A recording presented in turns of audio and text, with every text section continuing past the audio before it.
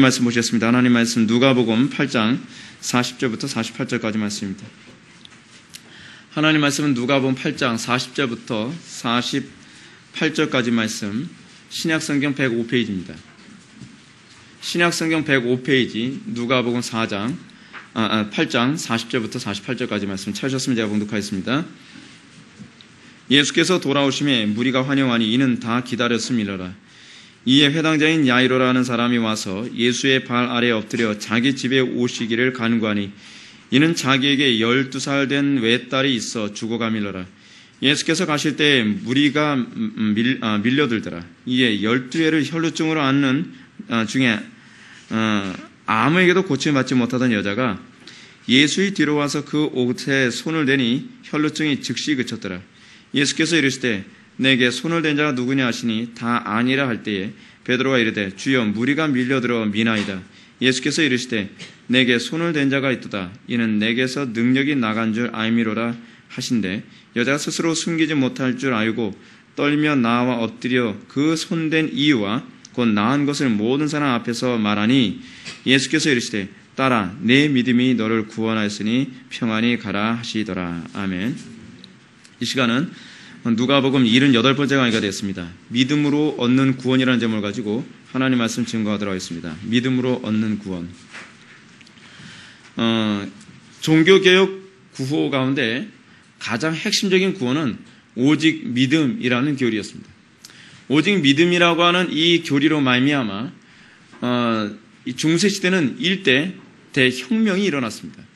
거의 혁명이라고 표현해도 과언이 아닌 것이죠.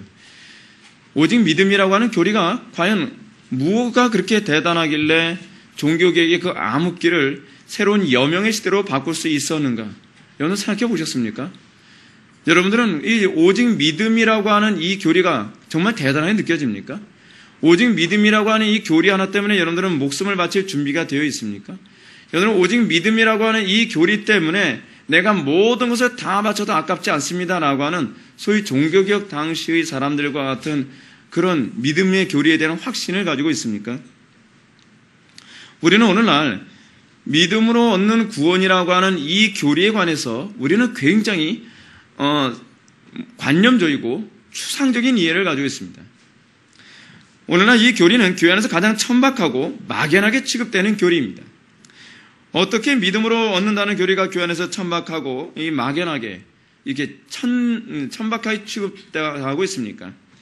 그 예를 우리 주변에 찾는 건 결코 어렵지가 않죠. 우리 주변에 들여다보면 나름대로 크리스찬이 있습니다. 나름대로 크리스찬. 자기는 나름대로 믿었다는 거예요. 나름대로 믿었는데 도덕성도 없고 삶 속에서 결단력도 없고 하나님 말씀대로 살고자 하는 어떤 의지도 없고 그냥 믿었다고만 주장하는 거예요. 믿었다고 고집만 부리는 거예요. 그럼 난 믿어요. 내가 안 믿는 게 아니에요. 지적 수용을 그 사람들은 믿음이라고 착각을 하고 있습니다. 오늘날 이 시대 교회는요, 소위 믿음이라는 것을 빙자하여 믿음으로 얻는 교리를 빙자해서 도덕적 방종을 합리화하고 있습니다. 또 믿음으로 얻는 구원이라는 교리로 말미암아 종교적 형식주의에 빠져 있습니다. 그래서 경건의 모양은 있는데 경건의 능력이 안 나타나도 자꾸 믿음이라고 자꾸 얘기해요. 여러분 경건의 능력이 안 나타나는 자들에 관해서 사도 바울이 뭐라 얘기합니까? 이런 자들에게서 떠나가라까지 얘기하고 있습니다. 경건의 모양만 했지 경건의 능력이 안 나타나는 것은요. 사도 바울이 떠나가라. 어떻게 해요? 이게 분리를 선언하라라고 하는 표현으로 우리가 들려질 만큼 종교적 외식주의에 빠져 있는 사람은 우리 다른 신자들의 신앙을 망가뜨리는 아주 이 악독한 이 독소와 같은 겁니다. 얼마나 위험한 건지 모릅니다. 여러분 우리 한국교회가 왜 이 위선적인 신앙이 가득하게 되는가? 그 이유는 여기 있습니다. 아이들이 위선적인 신앙을 가지고 있는 부모 밑에서 자랍니다.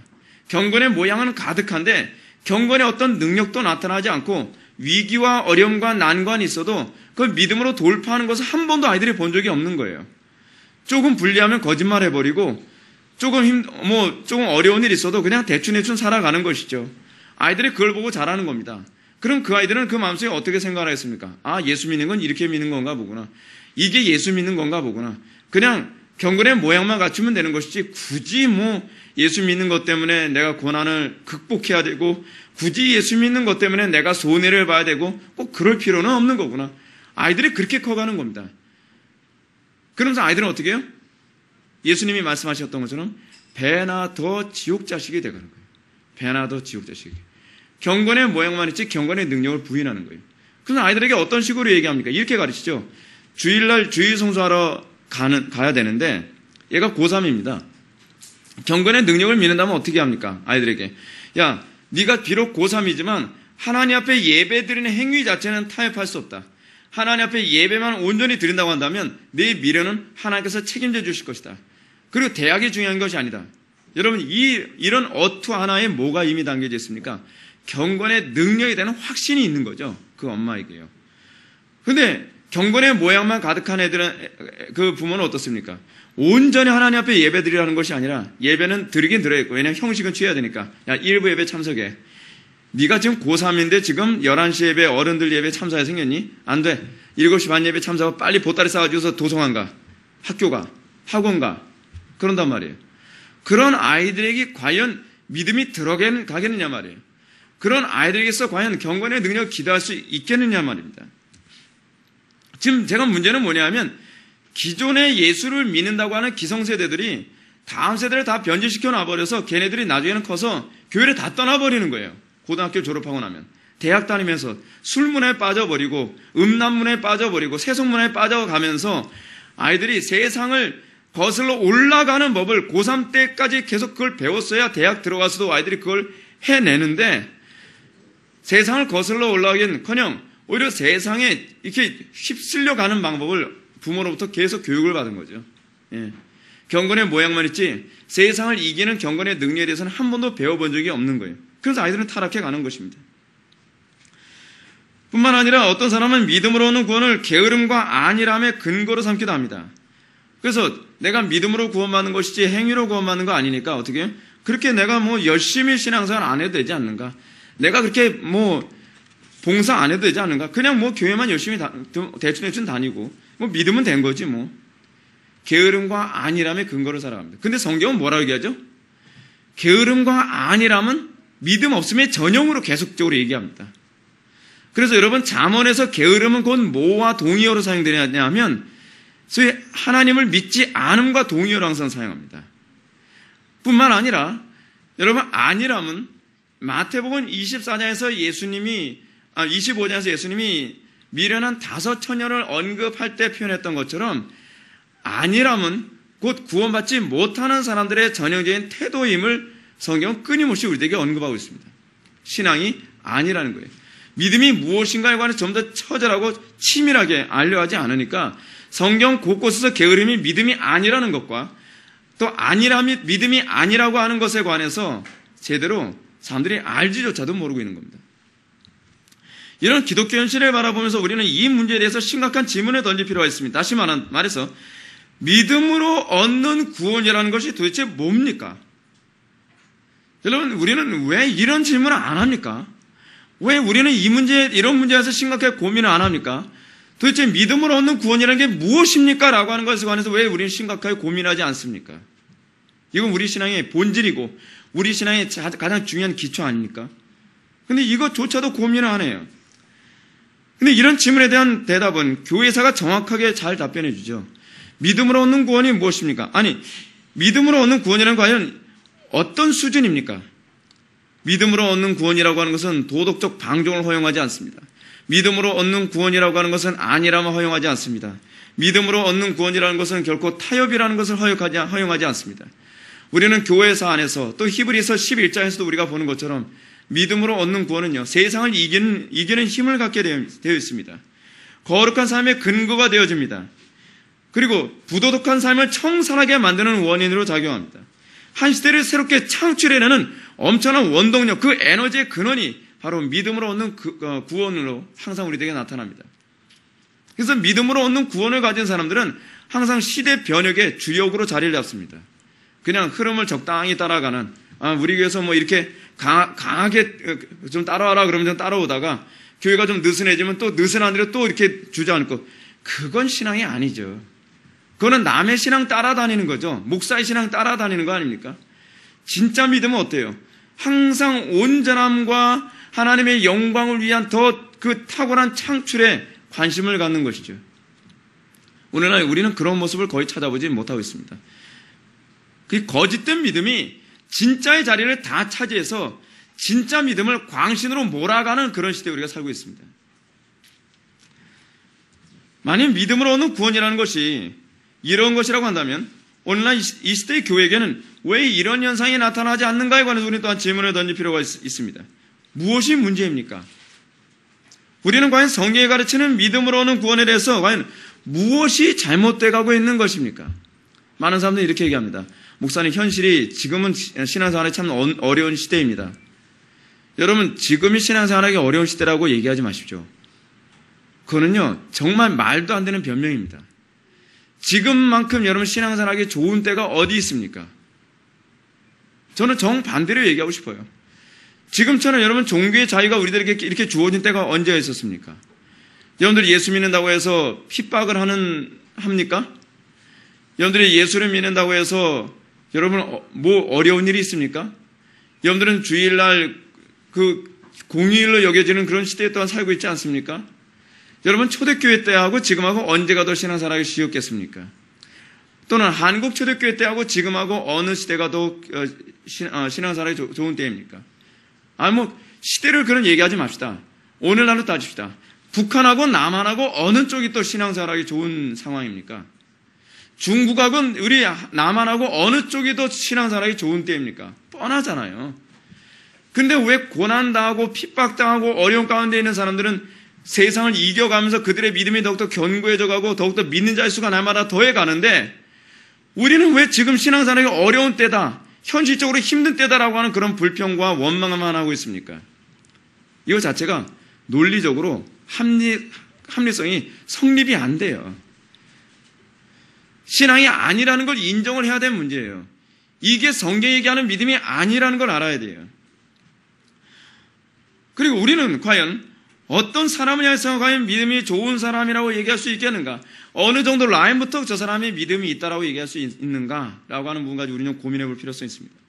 이 부분에 대한 대답으로 오늘 본문이 우리에게 얘기해주는 중요한 사람이 있습니다. 그것은 바로 12해 동안 혈루증을 앓았던 여인입니다. 40절과 42절 말씀, 40절부터 42절까지의 말씀 보시겠습니다. 예수께서 돌아오심에 무리가 환영하니 이는 다 기다렸음일러라. 이에 회당장인 야이로라는 사람이 와서 예수의 발 아래 엎드려 자기 집에 오시기를 간구하니 이는 자기에게 12살 된 외딸이 있어 죽어감이더라. 예수께서 가실 때에 무리가 밀려들더라. 아멘. 오늘 본문의 말씀은 예수님께서 거라사에 귀신 들린 사람을 내쫓고 그리고 예수님께서 다시 이 유대 고을로 다시 돌아온 사건을 우리에게 보여주고 있습니다. 예수님께서 거라사에서 왔다가 다시 돌아오실 때 사람들의 반응은 거라사 지역 사람들하고는 정반대였습니다. 거라사 지역 사람들은 어떻습니까? 귀신 쫓고 나니까 예수님은 다 빨리 가라. 예수님은 뭐라는 게 바빴는데 지금 여기 이 지역 사람들, 지금 이 지역이 어느 지역이냐 하면 가버나움이라고 하는 지역입니다. 우리 본문에서는 가버나움이라고 안 나와 있는데 사실은 다른 성경에 보게 되면, 다른 복음서에 보게 되면 가버나움이라고 그 지역이 선명하게 나타났습니다. 특히 요한복음에 잘 나와 있어요. 근데 이 가버나움 지역에서 지금 예수님이 어떻게 지금 대우를 받고 있습니까? 많은 사람들의 환영과 그리고 기다림을 받고 있습니다. 예수님께서 오시길 바라셨죠. 그래서 예수님이 오시자마자 정말 사람들이 환호하고 예수님을 반겼습니다. 근데 그 중에서 유난히 예수님이 오시기를 학수고대했던 사람이 있었습니다. 야이로입니다. 회당장 야이로. 회당장 야이로가 예수님의 오심을 학수고대했습니다. 여러분, 우리가 항상 성경을 읽을 때 그냥 무감각하게 읽으면 안 되죠. 항상 이 상황이 어떤 상황, 이 사람이 어떤 감정이었을까라고 하는 걸 묵상해서 읽어야 될 필요성이 많이 있습니다. 지금 야이로의 지금 딸이 어떤 상황이에요? 지금 언제 죽을지 모르는 지금 심각한 상황이 있습니다. 근데 예수님은요, 그거 다 알고 계심에도 불구하고 어떻게 보면 태평하게도 자기 백성, 이 유대인들에게 가서 복음을 전해서 야이로의 딸을 빨리 고쳐주려 하시는 것이 아니라 거라사 지역 가서 어떻게 보면 좀 너무 태평한 것 같죠? 너무 여유로운 것 같지 않습니까? 거라사 지역 가서 귀신 쫓고 그렇게 하고 나서 이 가버나움으로 오신 거예요. 근데 우리가 이 가버나움이라고 하는 이 지역을 우리가 잠깐 좀 살펴봅시다. 딴 데 신경 쓰지 마세요. 오로지 설교에만 집중하십시오. 가버나움 지역은요, 좀 독특한 특징을 가지고 있습니다. 가버나움 지역은 소위 그 당시 사회적 영향력이 뛰어난 사람들이 주로 여기서 예수를 믿게 되는 장면이 기록되어집니다. 그래서 예를 들어서 첫 번째는 뭐냐면 요한복음 4장에 나오는 귀부인의 아들이 치료받는 장면이 나옵니다. 그리고 또 요한복음 7장에는요, 백부장의 종이 치료를 받습니다. 사회적 유지층이죠. 사회적 유지층이에요. 그리고 오늘 본문을 보게 되면 가버나움에서 또 치료를 받는 사람이 있는데 가버나움 지역의 전체의 신앙을 관리하고 있는 이 회당장 야이로의 가정에 하나님의 복음이 이렇게 들어가는 그런 장면이 나오게 됩니다. 그래서 이 하나님께서는 가버나움 지역에 소위 사회적 유지들에게 먼저 복음이 들어와서 복음에 유리한 고지를 점령할 수 있도록 그렇게 했던 것을 우리가 알 수 있습니다. 다시 하던 얘기로 돌아갑시다. 거라사에 갔다가 오신 예수님께서는 수많은 군중들이 기다리고 있는 것을 보고 있었습니다. 그리고 그 가운데 유독 예수님의 애타게 기다렸던 사람이 회당장 야이로였는데, 이 야이로에게 있어서 야이로는 자기 딸, 지금 야이로가 지금 어떻게 지금 예수님께 구하나 볼까요? 예수님의 발 아래 엎드려 자기 집에 오시기를 간구합니다. 그 이유를 42절은 자기에게 12살 된 이 외딸이 있어 죽어가고 있다는 것입니다. 이 촉각을 다투는 상태입니다. 1분 1초를 다툴 정도로 지금 긴급한 상황입니다. 그래서 예수님이 오시자마자 예수님 앞에 넙죽 엎드려서 예수님 제발 내 딸 좀 살려주십시오 라고 하는 이런 상황에 처해 있었습니다. 자, 그런데 문제는 뭐냐면 예수님을 만난 것으로 끝난 문제가 아니라는 거예요. 예수님이 어디를 가셔야 돼요? 야이로의 집에 가셔야 되잖아요. 야이로의 집에 가셔야 되는데 예수님이 그렇게 빨리 갈 수 있는 상황이 전혀 못 되고 있어요. 왜냐하면 오늘 본문 보게 되면 예수께서 가실 때 무리가 밀려들더라라고요. 무리가 밀려들면 몇 명 정도 밀려들었겠습니까? 한두 명이 아니겠죠. 수십 명도 아니겠죠. 수백 명도 아니에요. 거의 구름대처럼 예수님께 몰려드는 거예요. 그럼 여러분, 예수님께 몰려든 이유가 뭡니까? 근데 예수님 한번 얼굴 보기 위해서 그런 겁니까?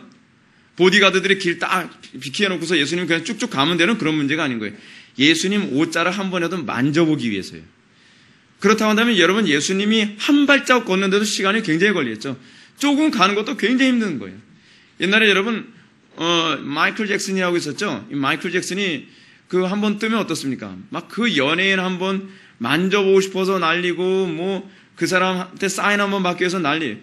거의 움직이기가 힘들 정도인 거예요. 막 온통 많은 군중들이 밀집하니까요. 근데 여러분, 예수님께 모여든 이 사람들은 더 했으면 더 했지 덜 하진 않을 거예요. 왜냐하면 죽느냐 사느냐 그런 기로에 서는 사람들이 물려드니까요. 이런 상황에서 지금 야이로에게 가장 첫 번째 장벽은 이 무리들이 예수님을 그 길 걸어가는 길을 너무 늦게 만든다는 거예요. 애간장 타는 것이죠. 그러나 이 무리들이 가지고 있는 이 장벽에 관한 문제는 야이로의 문제만은 아니었습니다. 오늘 본문에 나오는 12해 동안 혈우병 앓았던 이 여인도 동일한 장벽에 부딪히고 있는 상황이었습니다. 43절과 44절의 말씀 봅시다. 이에 12해를 혈루증으로 앓는 중에 아무에게도 고쳐받지 못하던 여자가 예수의 뒤로 와서 그 옷가에 손을 대니 혈루증이 즉시 그쳤더라.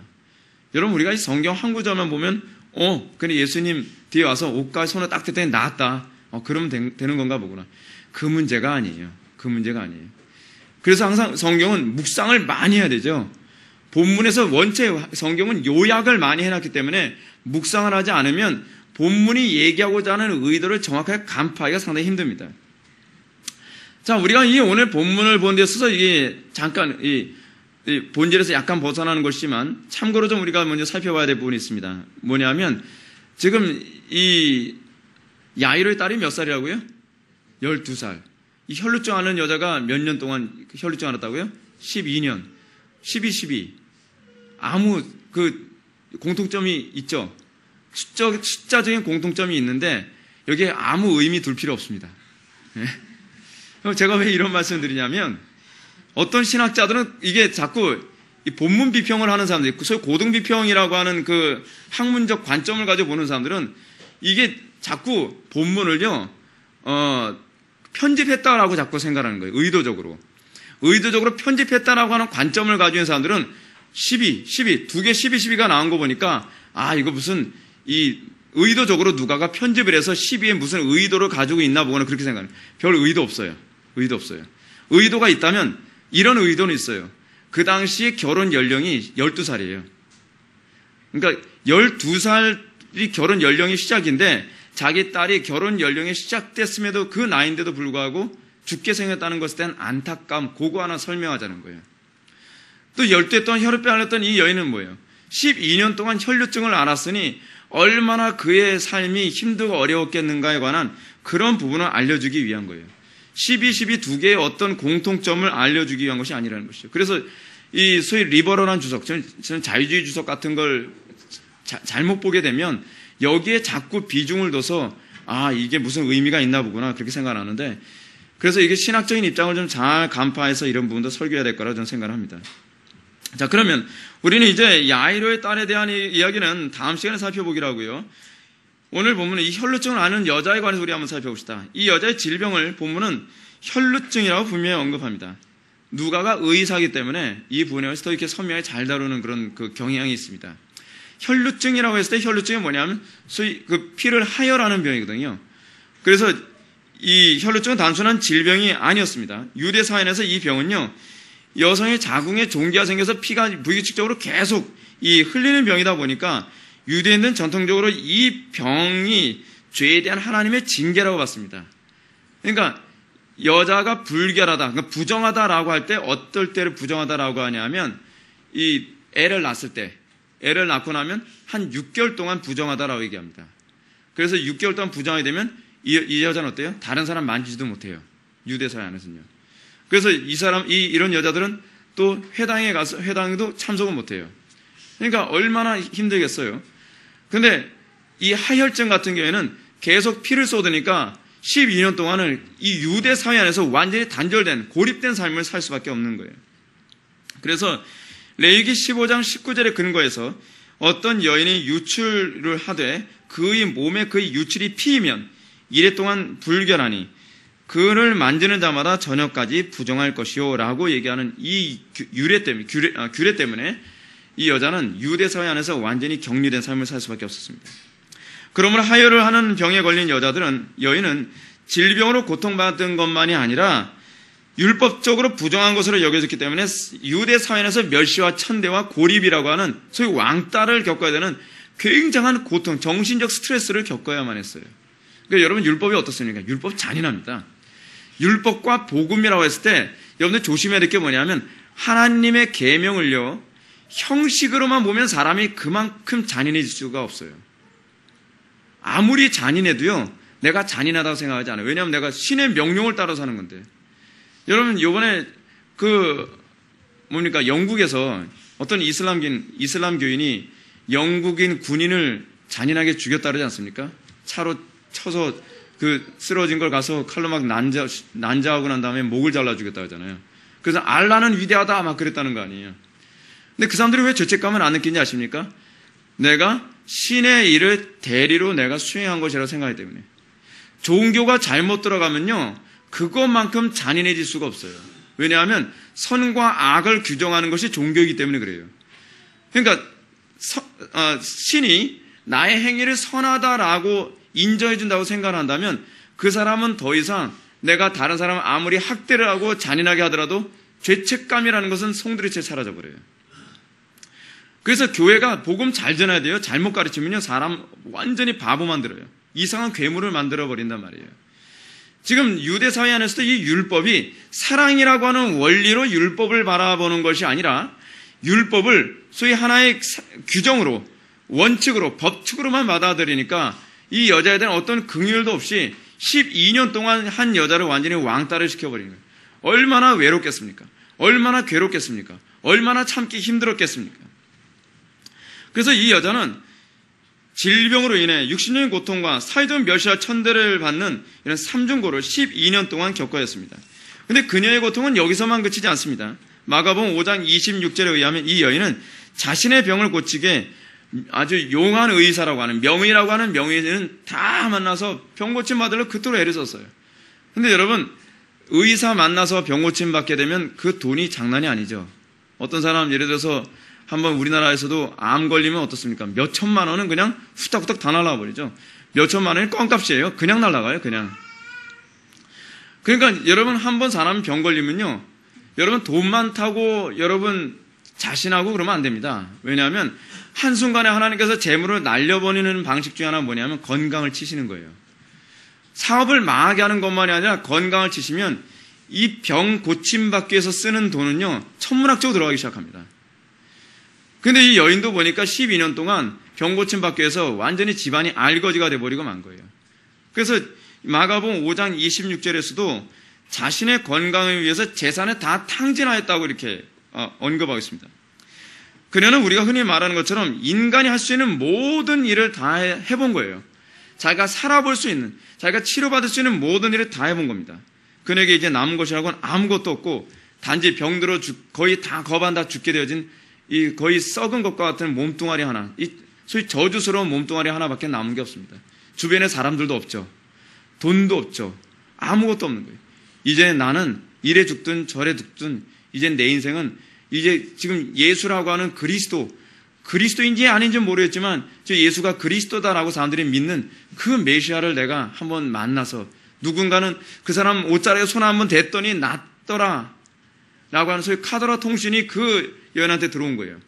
그래서 이 카더라 통신 한번 믿어보자는 거죠. 그래 나도 한번 만져서 나았으면 좋겠다. 그래서 이 여인은 여기에 올인하는 겁니다. 모든 걸 다 거는 거예요. 예수님께. 근데 이 여인에게 한 가지 문제가 있죠. 앞에 제가 언급했던 것처럼 예수님 만나는 게 하늘의 별 따기라는 거예요. 여러분들 좀 이 부분 좀 의식했으면 좋겠습니다. 여러분 예수님 만나는 거 쉬운 거 아닙니다. 뭐 교회만 왔다 갔다 하면 언젠간 예수님 만나겠지. 그렇게 예수님 만나는 게 아니에요. 예수님을 만난다라고 하는 이 부분조차도요. 예수님이 어떤 존재로서 만나냐가 중요한 거예요. 가룟 유다는 예수님 옆에 항상 다녔지만 가룟 유다는 구원 못 받았죠. 그게 무슨 얘기예요? 예수님 옆에 있다고 하지만 실제적으로 예수님의 하나님 되심을 만나지 못했다 한다면 가룟 유다는 예수님 못 만난 거예요. 예수님의 실체를 다시 못 만난 거거든요. 여러분들도 동일합니다. 교회 안에서 계속 예수님에 관한 수많은 교리를 듣지만 여러분들이 예수님에 관한 교리를 듣는 것과 예수님의 실존을 만나는 건 완전 별개의 문제예요.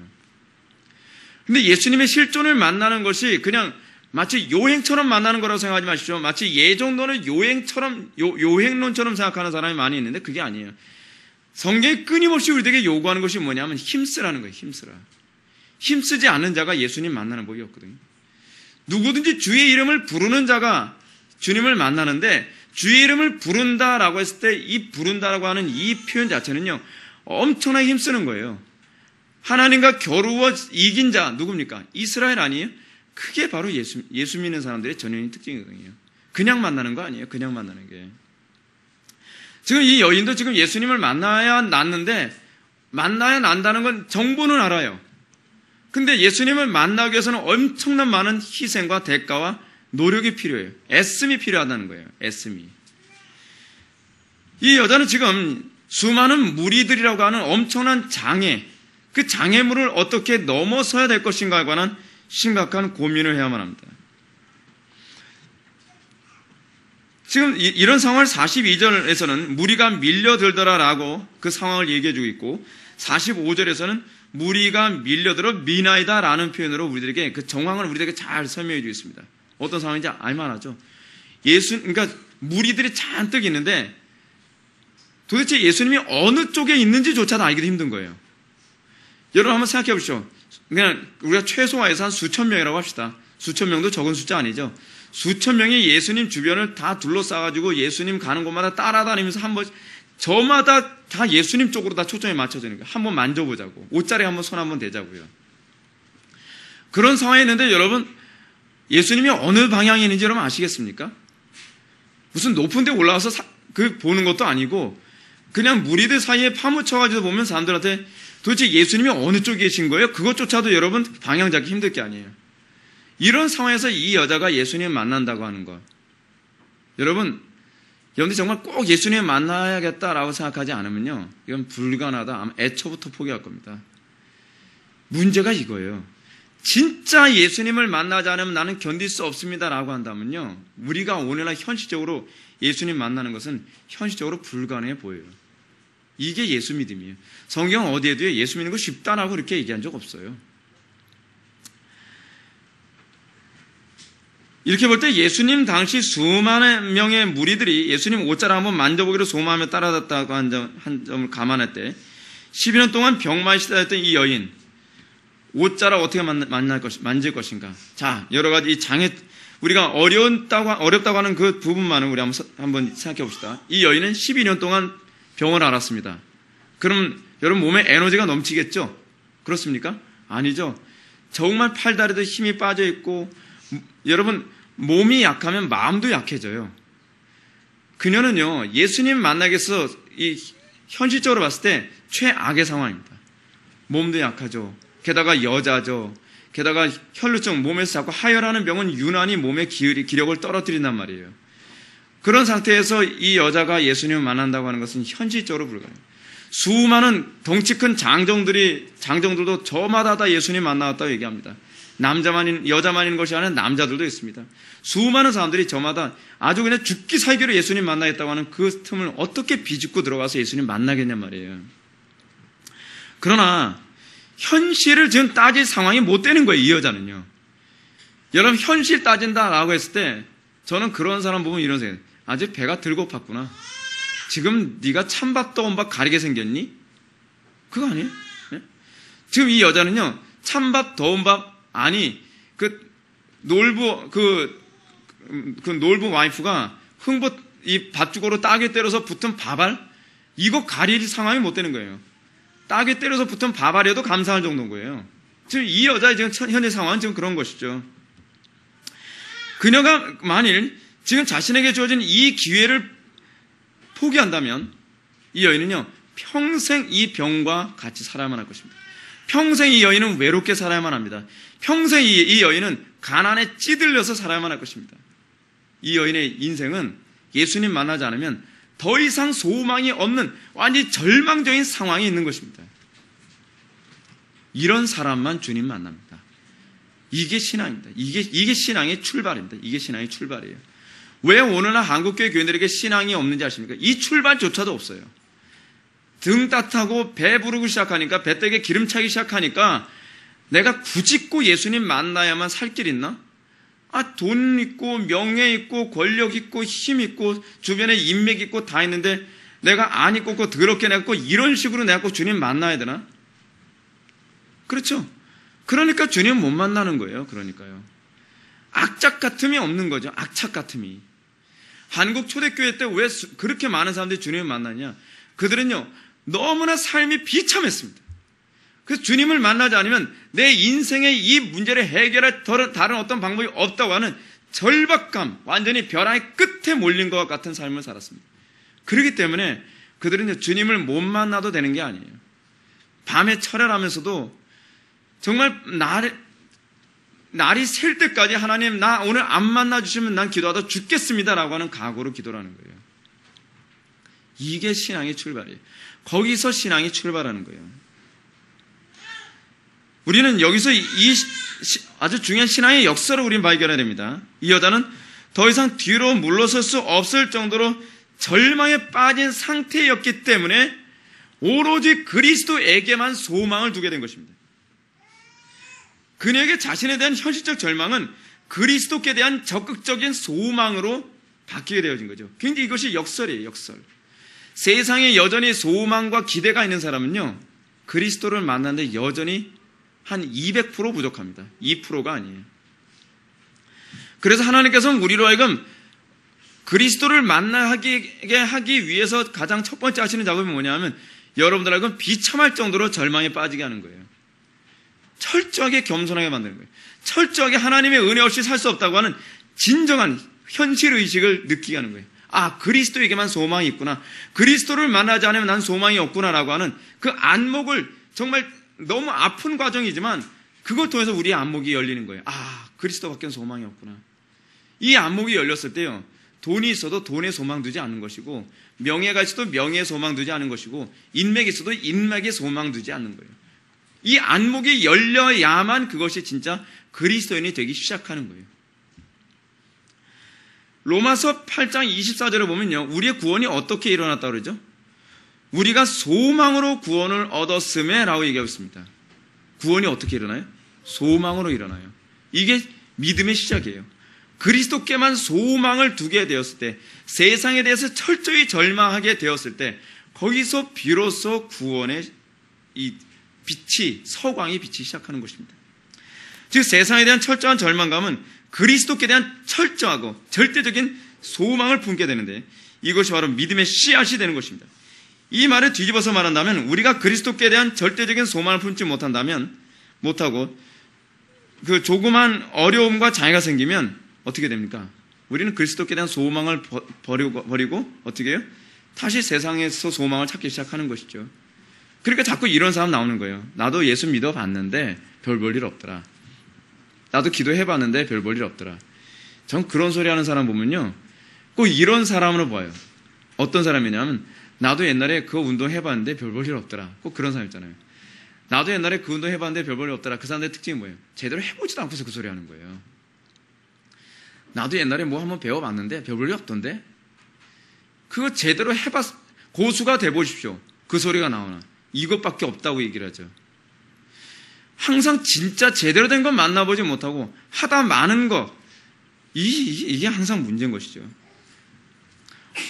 오늘날 풍요로 가득한 이 세상에서 구원을 맛보는 믿음을 발견하기 어려운 이유가 여기 있는 거 아닙니까?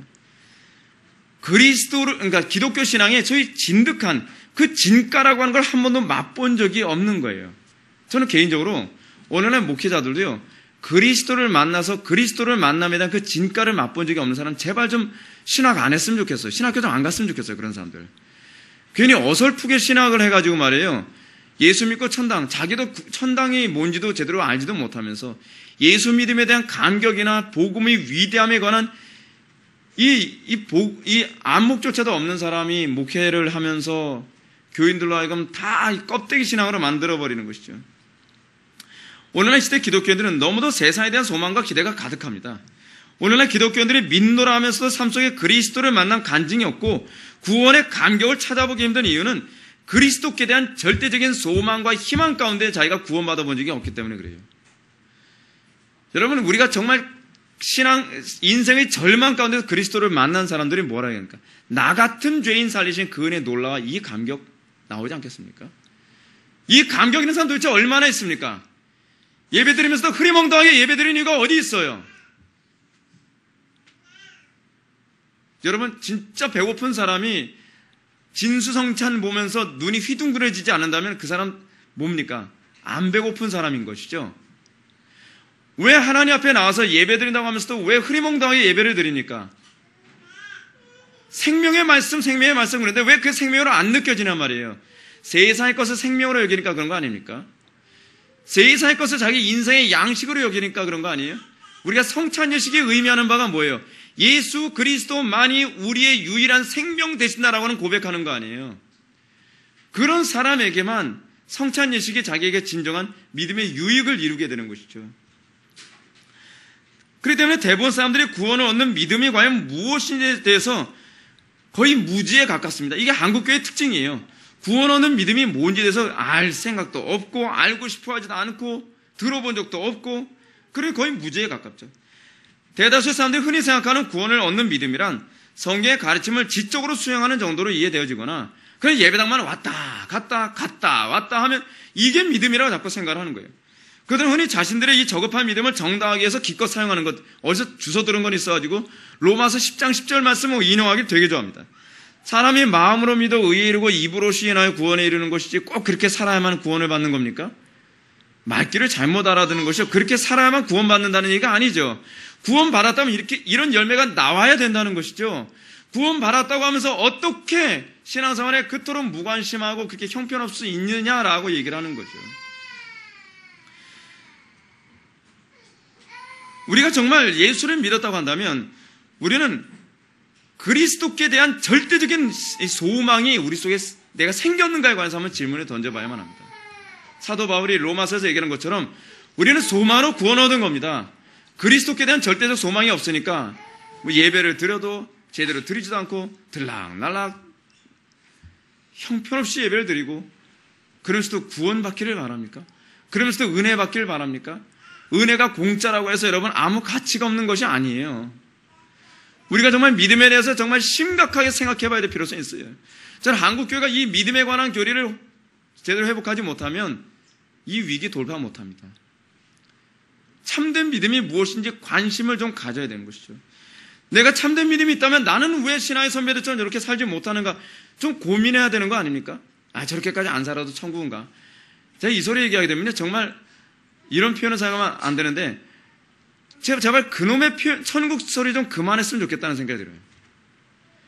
천국이 그런 게 아니잖아요. 천국이 하나님을 영화롭게 할 마음도 없고 하나님을 이 모독하는 마음만 가득한 상태에서 천국만 가면 된다? 사기꾼 같은 놈들이죠. 그걸 믿음이라고 얘기할 수 있습니까? 그럼 이 여인이 보여주고 있는 그리스도께 대한 절대적 소망과 신뢰는 과연 무엇이겠습니까?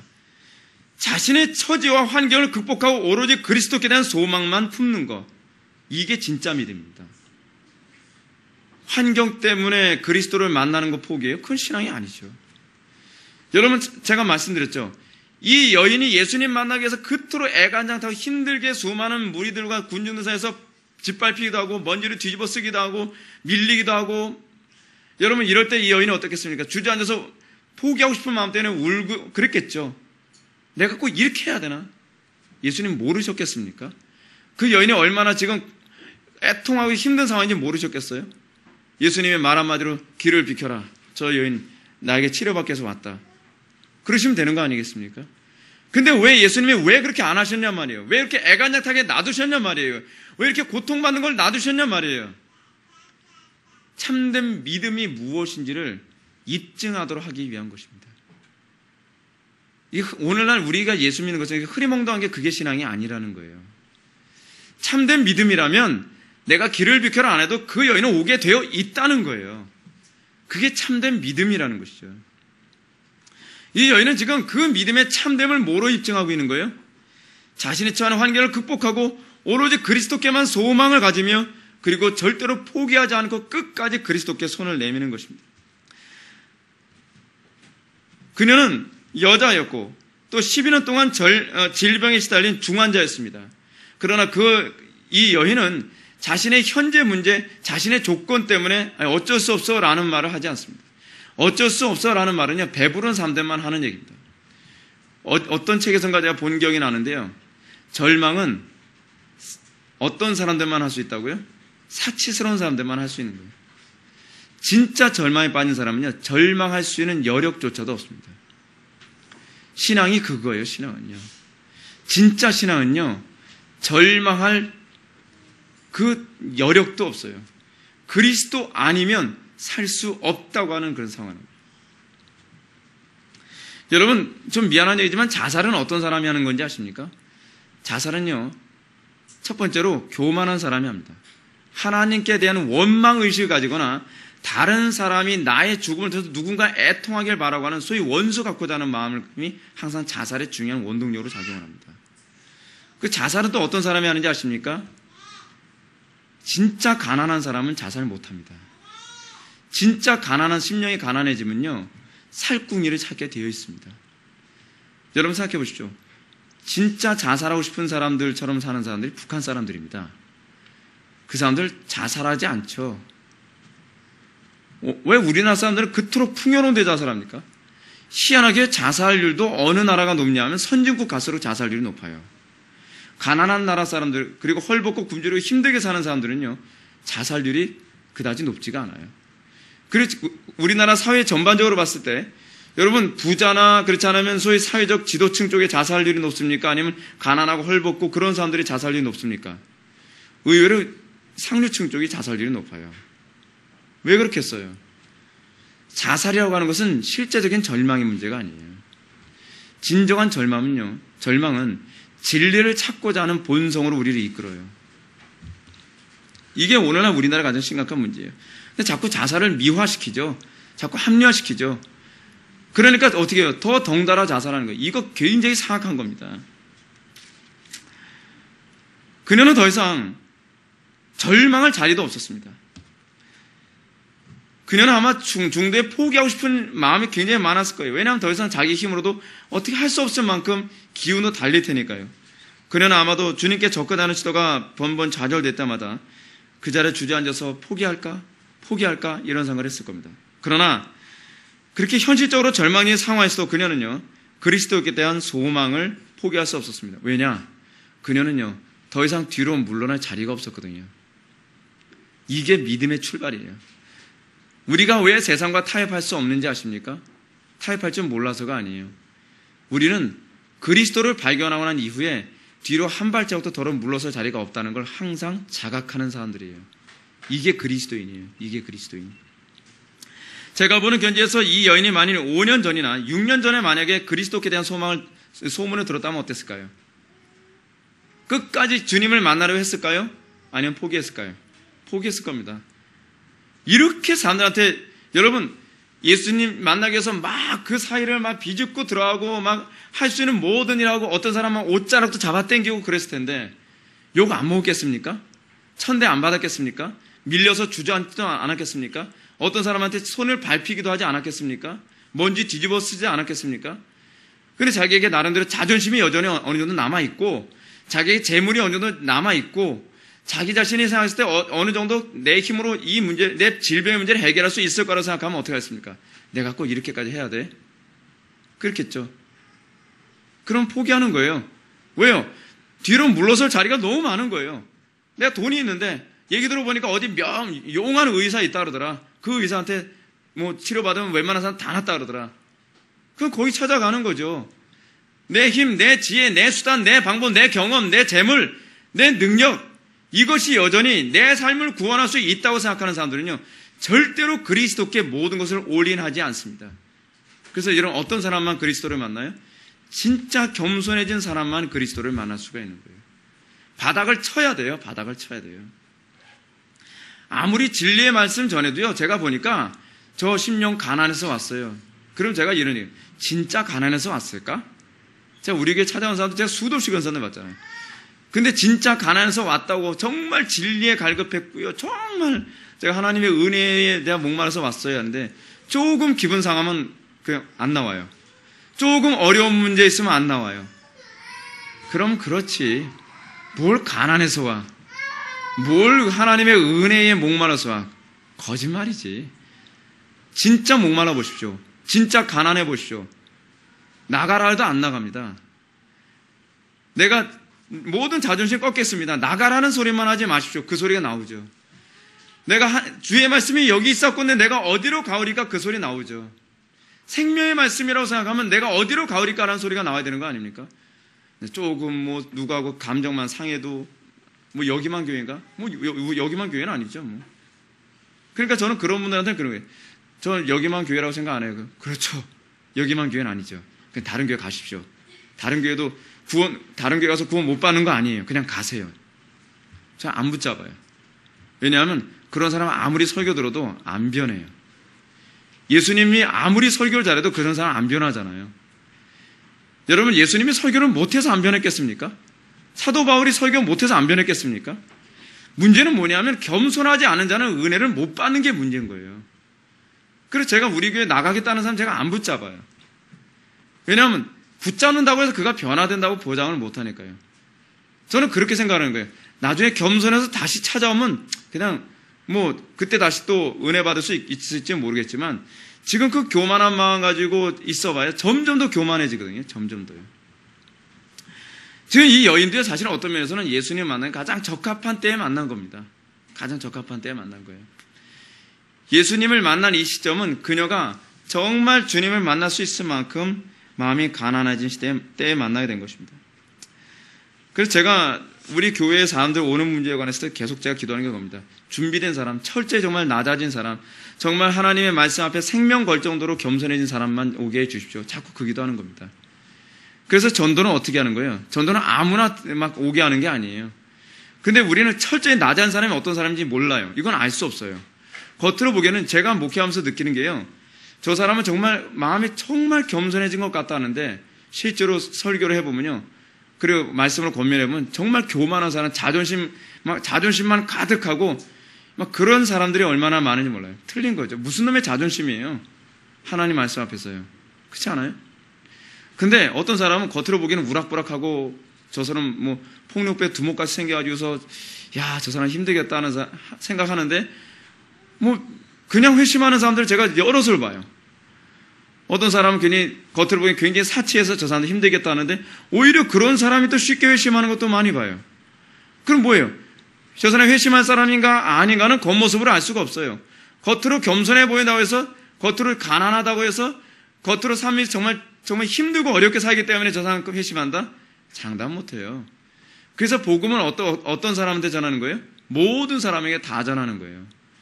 준비된 사람이 누군지 알 수 없어요. 정말 부와 권력을 다 누리고 있는데 그 마음속에 자기도 모르는 심령의 가난함과 절박감에 빠진 사람이 있더라고요. 그러니까 우리가 때를 얻든지 못 얻든지 모든 사람에게 복음을 전해야 되는 것이죠. 사랑하는 성도 여러분, 구원에 이르는 믿음이란 무엇입니까? 우리가 피상적으로 아는 것처럼 그냥 어떤 사실을 아무런 거부감 없이 받아들이고 교회에서 요구하는 거 따라오는 거 그게 믿음 아닙니다. 믿음은요, 하나님께만 온전히 소망을 두는 것입니다. 오로지 그리스도께만 소망을 두고 그리스도를 만나지 않으면 나는 결코 뒤로 물러설 수 없습니다 라고 하는 사람입니다. 그것이 정말 믿음입니다. 삶 속에 문제 있을 때 그리스도를 만나서 문제를 해결하려 드는 거, 이게 믿음이지. 삶 속에 문제 있을 때 인간관계, 인간의 수단과 방법, 거짓말, 속임수, 내 혈기, 내 방법 다 사용하면서 그러면서 내가 하나님의 은혜로 문제 해결했습니다. 제발 그런 식의 간증하지 마세요. 그건 사기예요, 사기. 그리스도를 만남으로써 나의 삶이 변화된 것 간증하는 것, 이것이 신앙입니다. 이런 차에서 우리는 그리스도께 절대적인 소망을 두는 믿음이 기도와 말씀이라는 은혜의 방편으로 표출된다는 걸 기억해야 돼요. 여러분의 진짜 심령이 가난해졌다고 한다면 여러분들에게 나타나는 특징은 항상 이거예요. 기도와 말씀에 전혀 힘쓰는 거예요. 기도와 말씀에 전혀 힘쓰는 거. 기도와 말씀에 전혀 힘쓴다는 얘기는 오늘 본문식으로 따지면 이런 식입니다. 오로지 그리스도만을 향해서 가는 것, 이것이 마치 말씀에 힘쓰는 것이죠. 그리스도 이외에 다른 자에게 구원을 추구하는 것이 아니라 오로지 그리스도께만 나의 구원을 향하는 것, 이게 말씀이라고 한다면 내가 오로지 그리스도께로 향하되 내가 포기하지 않고 그리스도 향하여 가게 만드는 것은 기도를 통해서만 가능한 거예요. 여러분들, 우리를 그리스도께로 향하게 만드는 것이 무엇입니까? 성경 말씀 아닙니까? 성경 말씀이 그리스도의 어떠하심에 대해서 우리에게 가르치잖아요. 그러면 하나님의 말씀을 가감하지 않고 타협하지 않고 다른 어떤 것으로도 나에게 구원이 없음을 인정하면서 온전히 하나님의 말씀을 그냥 온전히 순종하려고 하는 것이 이 여인이 온전히 그리스도만을 바라보면서 그리스도께로만 향하려고 하는 태도입니다. 근데 여러분, 말씀대로 사라져요, 안 사라져요? 여러분들이 말씀대로 살려고 했을 때 어떤 장애가 있습니까? 마치 여러분은 혈류증 앓는 여자 같고 현실 수많은 군중들이 그리스도를 만나지 못하도록 장애물을 바리케이트를 치고 있는 것 같은 것이 여러분들의 인생의 삶의 문제 아닙니까? 그때 여러분들 어떻게 그리스도를 만납니까? 기도를 통해서 만나는 거예요. 기도를 통해서. 성령의 은총을 통해서 만나는 거예요. 교리 많이 가르친다고 그리스도 만나는 거 아니에요. 기도만 많이 한다고 해서 그리스도를 만나는 게 아니에요. 하나님께 열심히 있는데 지식을 좇는 열심이 아니면 그 열심은 오히려 하나님을 대적하는 열심이에요. 전 기도 안 하는 사람을 가난한 사람이라고 보지 않습니다. 저는요, 말씀에 온전히 순종하지 않은 사람은 저는 가난한 사람이라고 보지 않습니다. 말씀에 온전히 순종하려 하는데 안 되기 때문에 기도에 매달리면서 주여 긍휼을 베풀어 주소서, 이게 진짜 심령이 가난한 사람입니다. 오늘날 구원을 얻는 믿음과 아무런 관련이 없는 사람들은 진리에 대한 정확하고 바른 이해에 관심이 없습니다. 진리를 정확하게 아는 데 관심이 없어요. 대충 알죠? 대충. 저는 여러분들 설교를 들으면서도 제발 전 대충 듣지 않았으면 좋겠어요. 설교 듣고 난 다음에 여러분들은 다른 사람에게 여러분들이 저한테 배운 교리를 전달할 수 있습니까? 못하죠. 왜 못해요? 대충 들으니까요. 정확하게 내 것으로 정리하러 들지 않는다는 거, 이거 진리에 관심이 없어서 그래요. 진리에 관심이 있어 보십시오. 내가 알고 있는 이 지식이 정확한 지식인가에 대해서 관심을 안 갖겠습니까? 진리에 관한 정확한 지식이 없으면 구원이 발생하지 않아요. 이건 여러분들이 절대 잊어서는 안 돼요. 제가 지체들하고 제가 맨투맨으로 만나서 대화를 나누면서 순간순간 느끼는 게 뭐냐면 왜 이토록 진리를 정확하게 알려고 하는 관심이 없을까? 그냥 막연히 알아요. 그냥 알긴 아는 것 같은데 그 말씀을 내 삶에 적용할 정도로 정확하게 알려고 하질 않아요. 그러니까 삶의 변화가 없죠. 그러니까 내가 타협하고 있는지 내가 잘못 살고 있는지도 모르는 거죠. 팀 모임 때 왜 팀 모임을 하는지 아십니까? 그걸 정확하게 알게 하기 위해서 팀 모임을 하는 거예요. 그 정확하게 알아도 사라질까 말까죠. 안 사라지죠. 그러면 정확하게 살기 위해서 뭐 해야 돼요? 몸부림쳐야죠. 기도로 몸부림치는 것이죠. 씨름하는 것이죠. 야곱이 천사와 씨름하는 것처럼 씨름해야죠. 그게 기도인 거예요. 기도는 힘쓰지 않으면 기도가 아니에요. 가톨릭의 그 신자들처럼 머리에 수건 쓰고서 조용히 턱이나 숙이고 있다고 해서 그게 기도가 아니에요. 씨름하는 게 기도예요. 이제 말씀을 마무리하면서 우리는 주님께서 무엇 때문에 45절에서 내게 손을 댄 자가 누구냐라고 질문을 던진 것에 관한 부분을 살펴보고 말씀을 마치도록 하겠습니다. 물론 예수님의 이런 질문에 대한 첫 번째 대답이 예수님의 제자로부터 나오죠. 주여 무리가 밀려드나이다. 수많은 무리들이 밀고 미나이다라고 하는 이 부분은 얼마나 이 여인이 예수님을 만나기 힘든 상황이었는가를 우리에게 잘 보여주고 있는 것이죠. 근데 이 여인이 지금 예수님께서 내게 손을 댄 자가 누구냐라고 하는 이 질문하신 궁적 의도가 두 번째 또 나오게 되는데 46절에 보면 내게 손을 댄 자가 있도다 이는 내게서 능력이 나간 줄 알미로다 라고 하는 것이죠. 이 말씀의 의도가 무엇입니까? 예수님 옷자락 만졌기 때문에 병 고침 받은 게 아니라고 얘기해 주고 싶은 거예요. 미신적으로 생각하지 말라는 거예요. 지금 이 예수님에게 이것을 얘기해 줘서 이 여인의 이 효력은 예수님으로부터 은혜가 나갔기 때문에, 능력이 나갔기 때문에 나간 것이지 예수님의 옷자락 자체에 어떤 미신적 효력이 있는 것이 아니라는 것을 우리들에게 얘기해 주고 있는 겁니다. 여러분, 우리 신앙생활에서 이런 것 상당히 많습니다. 여러분, 우리는 어떻습니까? 영접기도 했으니까 구원받았다. 영접기도 했으니까 구원받았다고는 하는 건 믿음하고 아무 상관이 없는 거거든요. 여러분, 천주교가 이게 제일 심하거든요. 천주교는 거의 미신으로 완전히 도배를 한 게 천주교예요. 천주교에서는요, 어떻게 해야지 여러분 악령으로부터 보호를 받는다고 생각해요? 스카플라라고 하는 목걸이. 천주교 신부들이 입는 사제복의 한 쪼가리를 잘라서 목걸이를 만들겠는데 그걸 속에다 이렇게 목걸이를 하고 다니면 악령이 침범해오지 않는다고 생각을 해요. 미신이죠. 천주교에서 또 어떻게 해요? 예수님이 십자가에 못 박혀 돌아가셨던 그 못, 그거 만지면 모든 죄가 사함을 받는다고 생각을 해요. 그게 어떤 효력이 있다고 생각을 해요. 예수님의 십자가의 조각, 그거 만지면 무슨 효력이 있다고 생각을 해요. 또 언젠가 여러분 교황청에서 예수님의 성의를 무슨 한번 보여준 적 있다고 그러지 않습니까? 예수님 옷자락 만지면 어떤 이 죄를 사하는 효력이 있다고 생각을 해요. 그거 아니라는 거죠. 그걸 이미 이 본문에서 그걸 우리들이 가르치고 계신 거예요. 우리들에게서 효력은 믿음을 통해서 난다. 그 믿음은 오로지 예수 그리스도로부터 은혜가 우리에게 부어지는 것이다 라고 하는 중요한 교리를 우리에게 얘기해주고 있는 것입니다. 그러나 우리 주님께서 자기 옷에 손댄 사람이 누구냐라고 공개적으로 질문한 좀 더 중요한 신학적인 이유가 있습니다. 그것은 바로 유대인들의 부정에 대한 규례를 염두에 둔 것입니다. 유대인들은 어떻게 했어요? 율법에 의하면 부정한 자가 다른 사람을 만지면 어떻게 된다고요? 부정하게 된다라고 생각을 하고 있는데 지금 예수님은 수많은 무리들 앞에서 누가 내 옷자락에 손을 댔느냐라고 얘기를 하면서 어떤 것을 얘기하고자 하는 거냐 하면 수많은 무리들에게 이 여자가 부정한 여자라는 걸 예수님이 오히려 무리들 앞에서 드러내기를 원하시는 거예요. 근데 이 부정한 여자가 나를 만졌는데 내가 부정해진 것이 아니라 이 여자가 정해졌다, 깨끗해졌다라고 지금 얘기하고자 하시는 거예요. 이게 복음이라는 겁니다. 복음은요, 우리가 부정한 세상으로 들어가서 우리가 부정해지는 게 복음이 아니에요. 세상이 그리스도를 만남으로 세상이 정화되는 거예요. 성경 우리를 소금, 빛이라고 얘기합니다. 우리가 세상에 들어가서 우리가 변질되고 썩고 더러워지는 것이 아니라 우리가 세상 속에 들어가서 세상의 어둠을 밝히는 것이고 썩은 것을 오히려 생살이 돋게 하는 것이 바로 기독교고 그것이 복음이다라고 얘기하는 것입니다. 사랑하는 성도 여러분, 오늘날 이 시대를 향하여 우리는 부정과 부패가 가득한 시대라고 생각합니다. 부정과 부패가 가득한 이 시대에 과연 이 시대를 어떻게 우리는 해결할 수 있겠습니까? 세상적인 죄악과 부정으로 가득한 사람이 나름대로 이 세상을 개혁하겠다고 합니다. 여러분, 부정한 사람이 부정을 해결할 수 있습니까? 안 되죠. 왜 기독교만 소망이 있다고 생각합니까? 기독교인만이 세상을 정화할 수 있기 때문에 그렇습니다. 그리스도와 연합한, 그리스도와 더욱더 온전한 연합의 관계를 갖고 있는 성도들이 세상에 들어갈 때에 세상의 부정함이 정함이 될 수가 있습니다. 오늘날 이 시대에 기독교가 필요한 것은 그래서 그리스도와 더욱더 온전한 연합을 이루는 것입니다. 더욱더 그리스도로 충만해지는 것입니다. 더욱더 경건에 힘쓰는 것입니다. 더욱더 그리스도의 형상이 우리 속에 충만해지는 것입니다.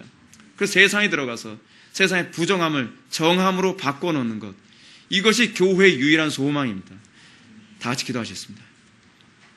사랑이 많으신 하나님 아버지, 우리가 진정으로 그리스도로 충만해지기 원합니다. 우리가 더욱더 그리스도의 정결함으로 충만해지기 원합니다. 이 세상의 부정함을 해결할 수 있는 방법은 세상의 소망이 있는 것이 아니라 오로지 그리스도의 정결함에 연합되어진 교회를 통해서만 소망이 있는 줄 압니다.